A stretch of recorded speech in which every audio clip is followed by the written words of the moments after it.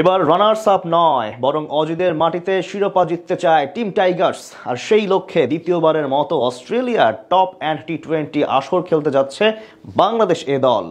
নুরুল হাসান সোহানের নেতৃত্বে এবার মাঠে থাকবেন দলের সেরা 11 জন। কেননা আসরের শুরুতেই টাইগারদের প্রতিপক্ষ শক্তিশালী পাকিস্তান শাহিনস। জয় দিয়ে আসর বাজিমাত করতে তাই কারা থাকছেন টাইগারদের সেরা একাদশে, এই নিয়ে জানবো রিপোর্টে। আর মাত্র দিন কয়েকের ব্যবধানেই শুরু হতে যাচ্ছে অস্ট্রেলিয়ার টপ এন্ড টি-20 টুর্নামেন্ট, যেখানে দ্বিতীয়বারের মতো অংশ নিতে যাচ্ছে বাংলাদেশ এ দল। এর আগে টুর্নামেন্টের সবশেষ আসরে অস্ট্রেলিয়ার অ্যাডিলেড স্ট্রাইকার্স একাডেমির বিপক্ষে ফাইনাল খেলেছিল আকবর আলীর নেতৃত্বাধীন দল, যেখানে রানার্স আপের তকমা জিতে টাইগার প্রতিনিধিরা। তবে এবার আর রানার্স আপ নয় বরং শিরোপা জয়ের মিশনেই অস্ট্রেলিয়ায় উড়াল দিচ্ছে নুরুল হাসান সোহানের নেতৃত্বাধীন বাংলাদেশ এ দল। মোট 11 দল নিয়েই এবার আয়োজিত হতে যাচ্ছে আসন্ন এই টুর্নামেন্ট, যার পর্দা উঠবে আগামী 14 আগস্ট এবং 24 আগস্ট ডারউইনে আয়োজিত ফাইনাল দিয়ে পর্দা নামবে আসরটির। তাই টুর্নামেন্টে বাজিমাত করতে ইতিমধ্যেই ঘোষণা করা হয়েছে এ দলের স্কোয়াড, যেখানে জাতীয় দলের অভিজ্ঞ ক্রিকেটার আফিফ সোহানদের পাশাপাশি রাখা হয়েছে তরুণ ক্রিকেটারদেরও।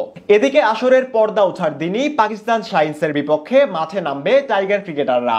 জয় দিয়ে আসর শুরুর লক্ষ্যে তাই নিজেদের সেরা একাদশ নিয়েই মাঠে নামতে হবে সোহান বাহিনীকে। ফলে এবার কারা থাকবেন সেরা একাদশে, এ নিয়ে জল্পনার শেষ নেই চারদিকে।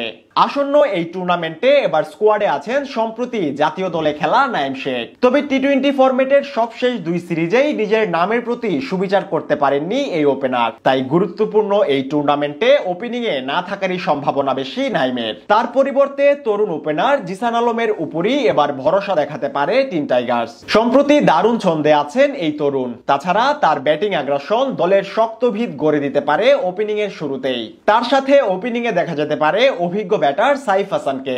রংপুরের হয়ে সবশেষ বিপিএল এ দারুণ খেলেছেন তিনি। এছাড়া জিএসএল এও রেখেছেন গুরুত্বপূর্ণ ভূমিকা।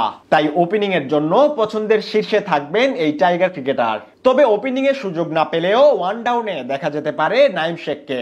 এশিয়া কাপের চূড়ান্ত স্কোয়াডে টিকতে এই টুর্নামেন্টে ভালো করার কোনো বিকল্প নেই তার। 4 নম্বর পজিশনে দেখা যেতে পারে জাতীয় দলের ক্রিকেটার আফিফ হোসেনকে।